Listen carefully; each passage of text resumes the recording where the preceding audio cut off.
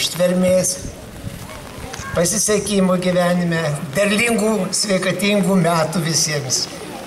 Na ir žinoma ir svečiams taip pat. Ši šventė labai įspūdinga yra, kadangi tokia šventė Lietuvoje turbūt organizuojama vienoje vietoje, būtent Saločiuose. Ir jūs turbūt žinot, kad, ar gal ir nežinot, kad mūša teka per 157 kilometrus. Iš jų 133 kilometrai per Lietuvą. Tad jūs to pačiu gerbėte ir šią didžiąją Šiaurės Lietuvos upę. Aišku, žinot turbūt ir tai, kad senovėje šią upę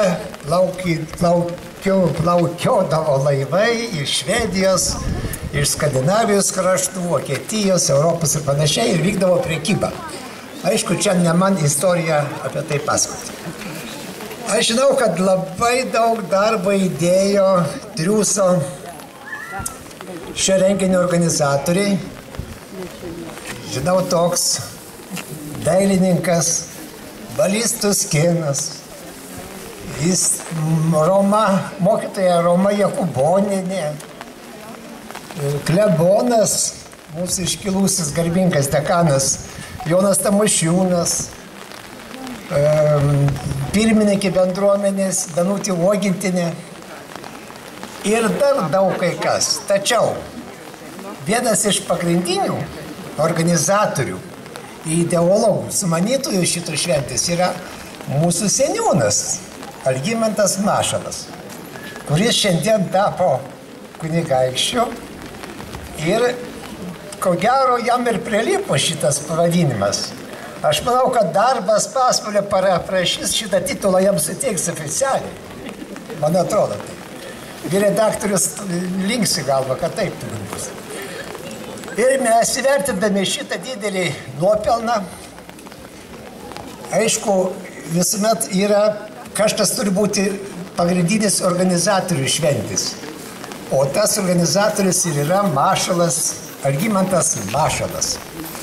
Ir dabar, galima, ir dabar mūsų Pasvalio kraštiečių bendrija, asociacija, nori apdovanoti garbės raštų Algimantą Mašalą už tai, kad jisai kasmet organizuoja originalų etnokultūros renginį Antaninės ant Mūšos, pažymint tradiciškai minimas šventes Antaninės Saločiuose. Štai šitas raštas taip atrodo, mes į tokį sukūrėme. Tai ką, didysis kunigaikšti, prašom priimti padėkos raštą.